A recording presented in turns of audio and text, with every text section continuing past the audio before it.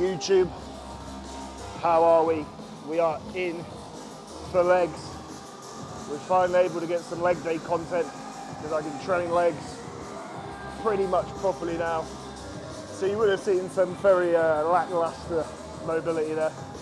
No, by no means as good as I used to be with the football days. I kind of see it as you're fighting a losing battle when you just haven't got the time to put it in. So I'll always try and mobilize the hips and my thoracic as much as I can before I go into the squat patterns. And now I'm primed and ready for what's going to be the first set of the day. Abductors. We're then going to go adductors, calves, all isolated work first. Exhaust it as much as we can, and then into the bigger lifts to finish it off. Strap in. I hope you enjoy it, because I'm not gonna. And let's do it.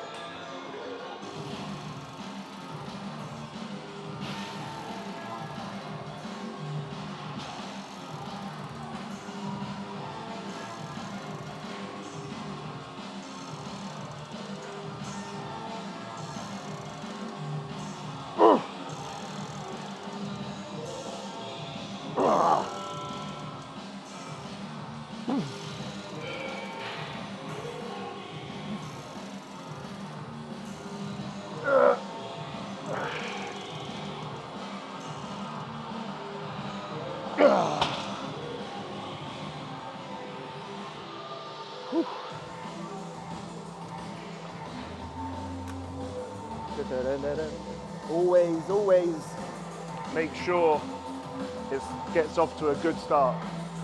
Always sets the tone for the session. And if you're doing a low volume approach, it's going to take up a lot of your volume, that one set. You know, if you've only got maybe 4 sets of glutes in a workout, that first set, 25% of the work. So making sure you commit to that first set when you're really already feeling like you're in the zone. So it's taken me a good 15 to 20 minutes to get to that set. And now, full steam ahead.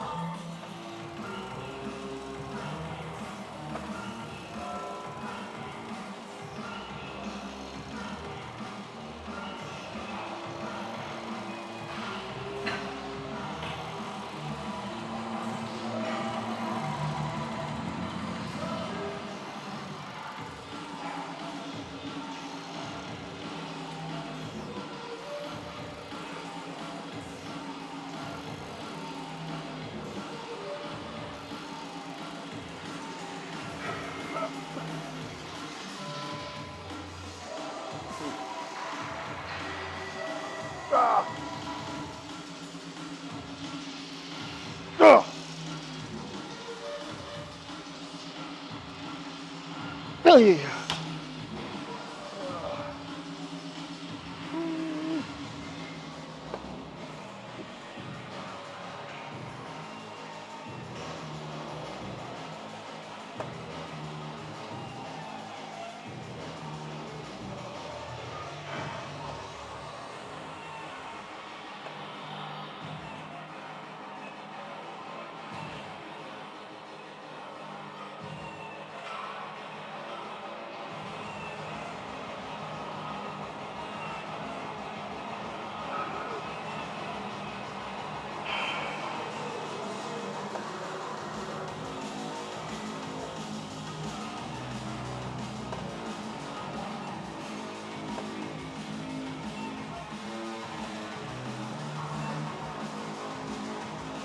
Give me a long set.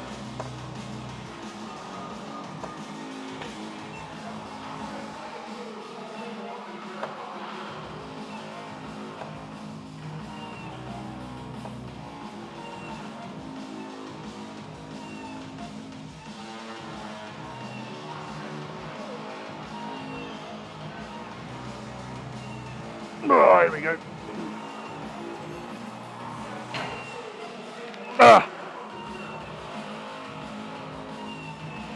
Yeah. Me.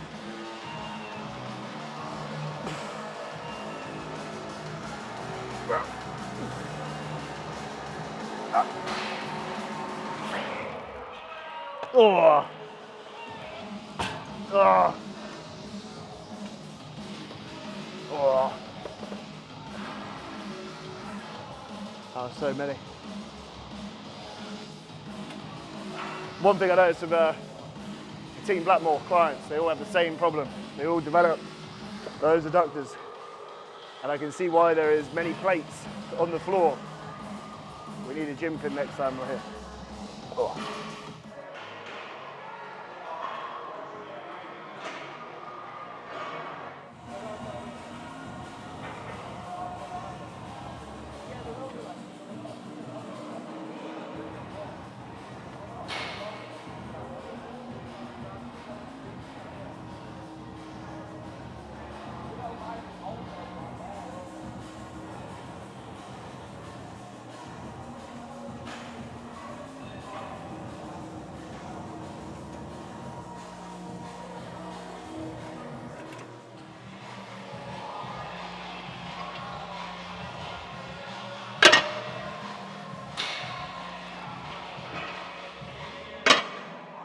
So we are on to calves number 3.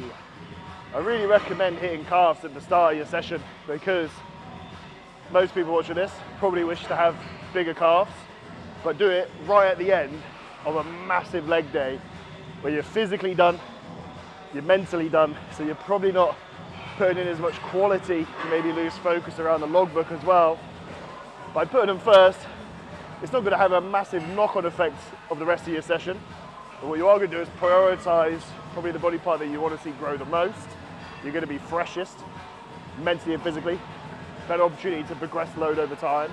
And it makes you do it before you get into maybe what you find a bit more enjoyable as well. So another big calf tip. Spend time in the stretch position. Because of the function of the calf and the Achilles, we're really good at doing this and not using the muscle much. Because if that was the case, we would always have DOMs from walking, but we don't. So there's a mechanism that goes on in the Achilles that helps us not really use our calves much. It's almost like an elastic band and it flicks. So we want to ensure that we're not using that when we train calves. So by taking a slightly longer time in that stretch position, you're then going to encourage the calf muscle to move you up. All the calf tips today.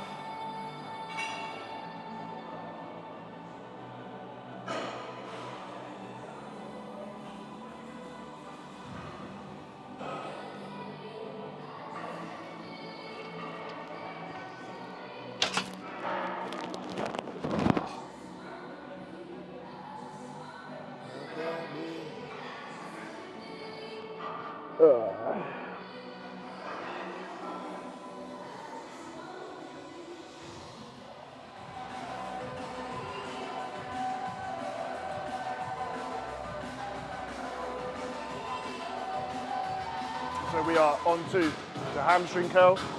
The lay-in is my preferred choice at this stage of the session, where I have a little bit more stability. I'm a little bit more in the room, so I'm going to utilize the prime. I'm going to have it so it's a little bit harder in the lengthened position. And then it's going to drop off so it's nice and even all the way through. So you'll notice with me, for those who don't know, I'll always opt for a single leg, particularly on the lay and ham curl, because one, footballing injuries, my hamstrings do not work at the same time very well. But secondly, and there's something for you guys to consider, if you're doing the lay and ham curl and you just feel it in your lower back, by doing one leg, you're dramatically going to reduce the load. And it's going to hopefully allow you to dial in a little bit more and focus on not letting that back hyperextend as you curl up. You're always fighting the battle of trying to get the hamstring to shorten and for the back not to kick in. So when we're trying to bodybuild particular muscles, we don't want the whole posterior chain to work at one time. We want to isolate the hamstring. And by doing that, we have to keep ourselves in this position as much as we can, whilst then we squeeze up. So you'll find that the single leg will help you do that as well.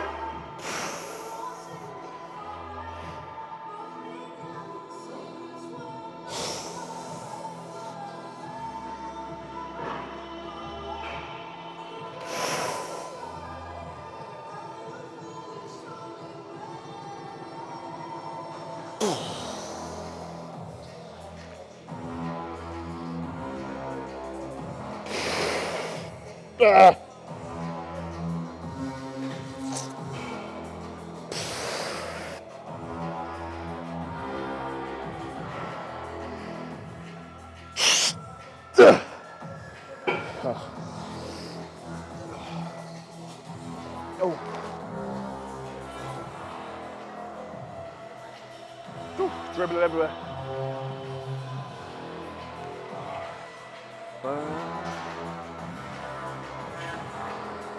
Alright, so we're going to be on to glute maximus, the peach. We're going to do the glute drive for that. I have to say, lads particularly, don't neglect the glutes, especially if you're a competitor. The glutes will set up all your poses except from obviously the front ones. It makes such a difference. If you look at the Olympia, Andrew Jack's weakness was his glutes, but yeah, train your ass, lads.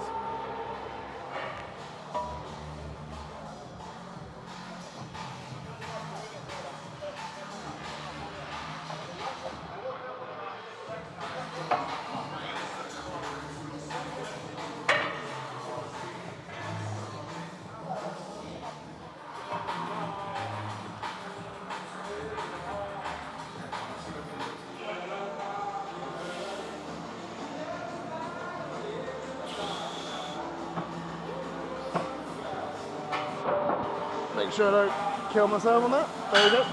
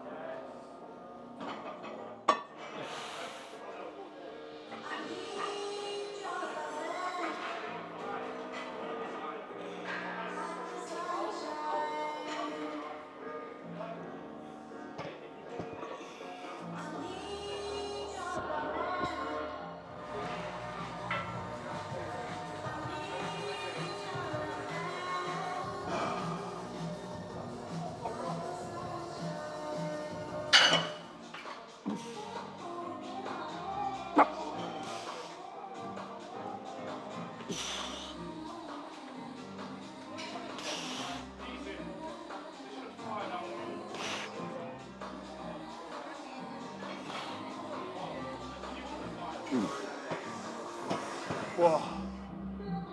Woo. Woo. Literally never use that in my life. Feels good though. Just trouble with all glute bridges. That kills, doesn't it? So what I'd usually do is single leg takes less pressure off. So I just had to do a bit of double today.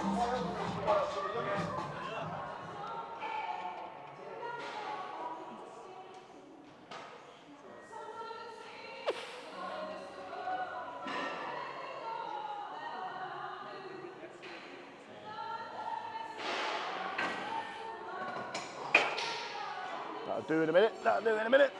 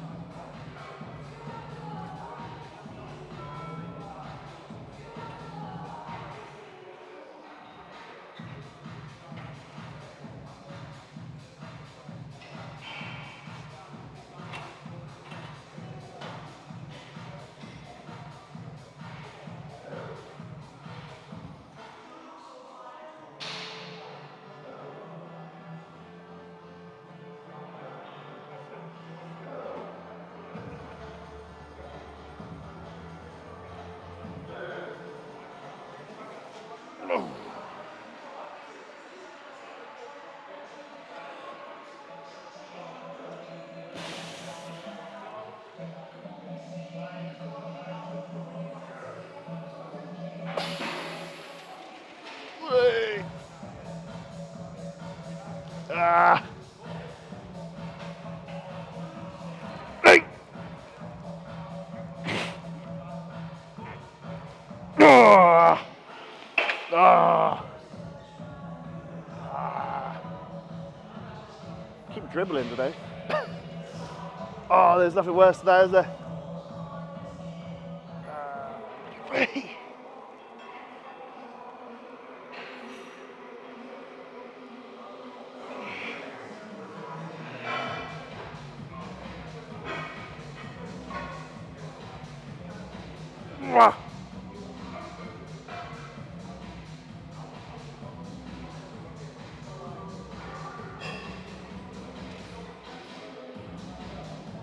Oh. Oh.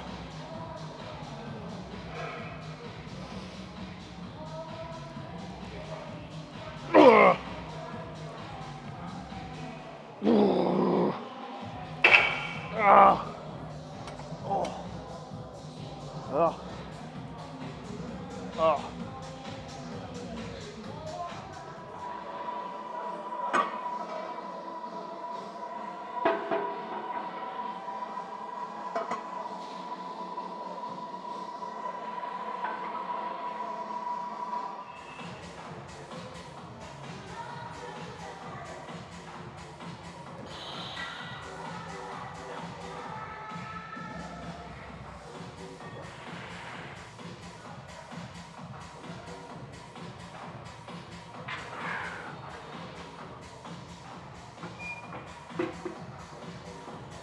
Hey.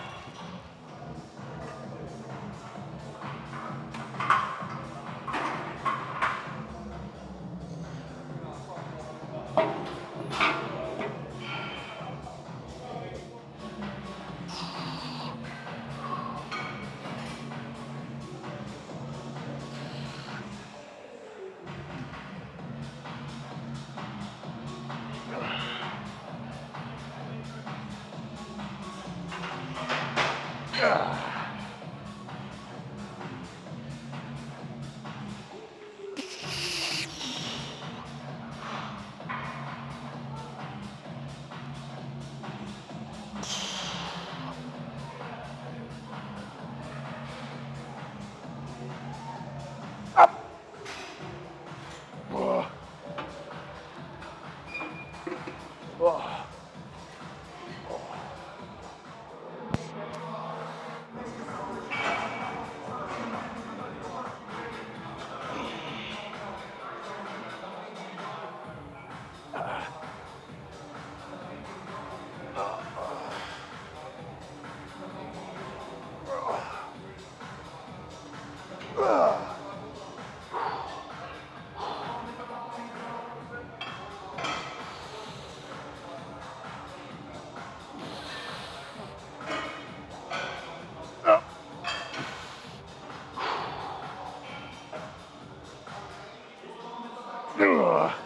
So there we go, 2 sets of leg press there.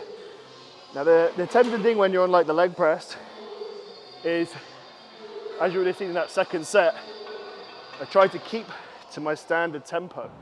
I could have in theory have done more reps in that set if I had taken a couple of breaths between, but the issue is if you fall into that habit, there's no way of ensuring that your logbook is accurate. You know, if week one you opted to do the, I'm going to go for it, I'm going to take extra rest between reps so I can do more, but then the next week you stick to a standard tempo, you'll look at your logbook and think you've done considerably less because you won't be able to do as many. So really make sure with your leg training in particular, you commit to the tempo and then conclude the set once that tempo breaks, instead of falling into the habit of extra and then go. Especially if you train on your own. You want to keep that tempo standardized, train to failure within that tempo space, instead of thinking, I've got to keep going so I physically can't do any more after like a 10-second rest between a rep. So the final movement is some more hamstring work. So if you've counted the sets throughout, you'll see that it's more of a glute and hamstring day, because my rest of my programming contains more hamstring and glutes. Quads are at minimal at the moment, 4 sets over 1 week. Quad extension, short and range, VMO, leg press, length and range, rest of the quad. Nice and simple, done the job nicely. I don't even know what I'm talking about now. Hamstring curl.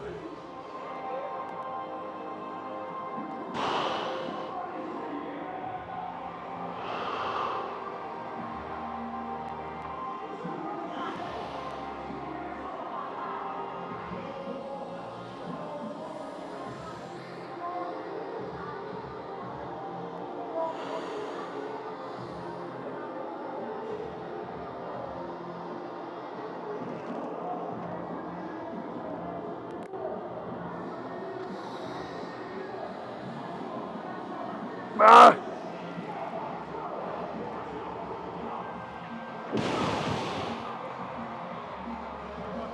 Ah!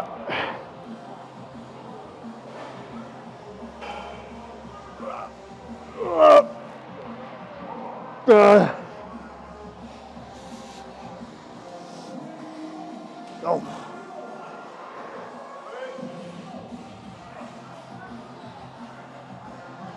Bum, bum, bum, bum, bum, bum.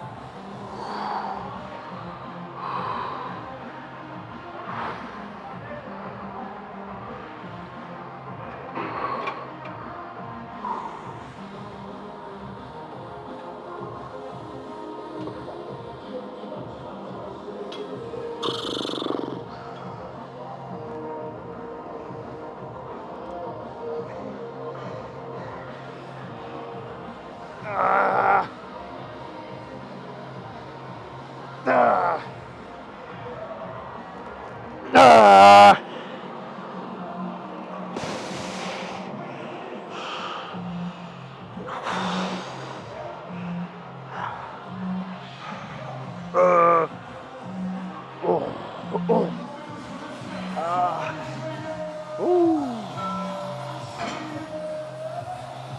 So there we are, YouTube.